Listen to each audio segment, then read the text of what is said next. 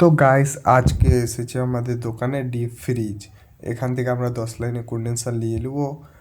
এই ডিপ ফ্রিজের কেস হয়েছে, গ্যাস বার হয়ে গেছে।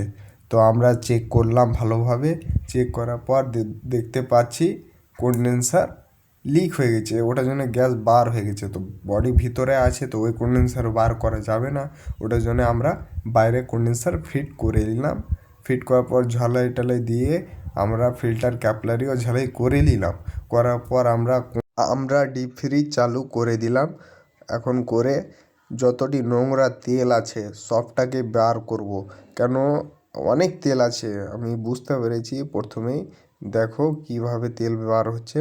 আমরা অনেক তেল বার হলো, ওটার জন্য ভিডিও স্কিপ করে দিলাম।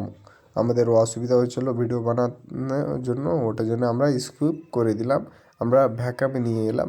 এই মেশিনটা যেটা দেখতে পাচ্ছ, এই মেশিনের কী কাজ, এই মেশিন যতটা ভিতরে হাওয়া থাকে ডিপ ফ্রিজের সবটিকে বার করে নেবে।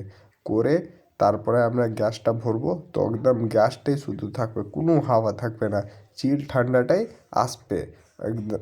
তো আমাদের কাজ ভ্যাকামের হয়ে গেছে, ওটার জন্য আমরা গ্যাস ভরলাম। তো গ্যাস ভরেছি এটা 800 গ্যাস, 800 কম্প্রেসার আছে, ওটার জন্য আমরা 800ই ভরলাম। তো 800 ভরে আমাদের কাজ এখানে কমপ্লিট হয়ে গেছে। এবার আমাদেরকে দেখে নিতে হবে ভিতরে ডিপ ফ্রিজের কীরকম ঠান্ডা এসেছে। আমাদের কাজ কমপ্লিট তো হয়ে গেছে, এবার আমাদেরকে দেখতে হবে ভিতরে কীরকম ঠান্ডা এসেছে। এখন তো একটু একটু আসবে, কেন কি এখন গ্যাস দিলাম।